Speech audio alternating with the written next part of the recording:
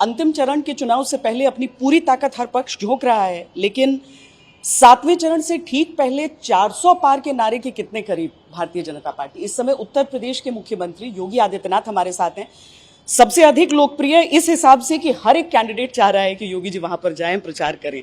400 पार का अभी भी आपको विश्वास, भरोसा बना हुआ है? विश्वास नहीं, बल्कि ये होना है। ये देश का मंत्र बन चुका है, नारा बन चुका है। उत्तर, दक्षिण, पूरब, पश्चिम, पूरे देश के अंदर हर तबके के द्वारा, हर समुदाय के द्वारा इस नारे को अपने जीवन का हिस्सा बना करके मोदी जी की लोकप्रियता, 10 वर्ष में उनके द्वारा देश के लिए किए गए कार्य,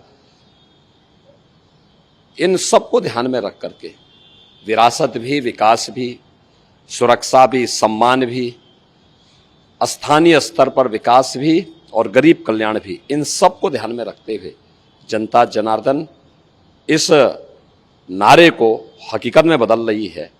और 4 जून को जब परिणाम आएंगे तो फिर एक बार मोदी सरकार और अब की बार 400 पार का यह लक्ष्य भी हम एनडीए समेत अचीव करेंगे।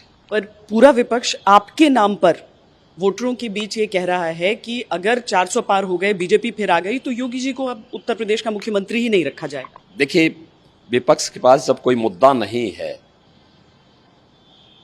तो वह आपस में बांटने की राजनीति कर रही है। वैसे भी इन्होंने हमेशा बांटा है, विभाजन किया है। पहले देश को बांटा कांग्रेस ने, फिर इसके बाद इन लोगों ने क्षेत्र के आधार पर, भाषा के आधार पर बांटा, और इस चुनाव में जाति के आधार पर बांट करके इन्होंने अनेक प्रकार के प्रोपोगंडा किए। तो यह उनका एक प्रोपोगंडा है।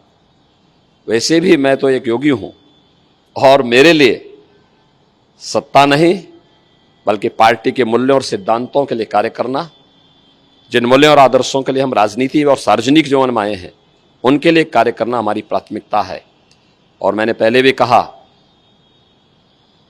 दिल्ली के सीएम से अरविंद केजरीवाल को कि केजरीवाल जी, आपने सत्ता के लिए अपने सिद्धांतों को तिलांजलि दी, और जहां पे सिद्धांतों की बात आएगी तो एक बार नहीं 100 बार, एक जन्म में नहीं 100 जन्म में हम उस सत्ता को ठुकराएंगे।